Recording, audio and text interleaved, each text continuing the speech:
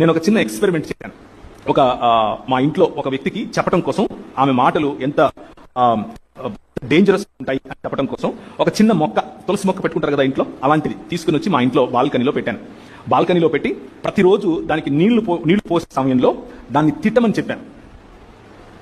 జాగ్రత్తగా వినండి. దానికి నెగిటివ్ మాటలు, దాన్ని తిడుతూ తిడుతూ తిడుతూ నెగిటివ్ గా మాట్లాడుతూ ఉండమని చెప్పాను. అలా చేశారు. ఎప్పుడు ఎలా మిగిలిన మొక్కలకు నీళ్ళు ఎలా పోస్తారో దానికి అలాగే పోశారు. మిగిలిన మొక్కల దగ్గర కోడిగుడ్లు లేకపోతే ఇలాంటి ప్రోటీన్ రావడానికి ఏదైతే పెడతారో అవే దానికి పెట్టారు. కానీ చూసిన ప్రతిసారి తిడుతూ, చీదరించుకుంటూ, దుర్భాషలాడుతూ, నెగిటివ్గా మాట్లాడుతూ ఆ చెట్టుకు చేశారు. ఒక నెలన్నర తర్వాత అది చచ్చిపోయింది. నెలన్నర తర్వాత ఆ మొక్క చచ్చిపోయింది.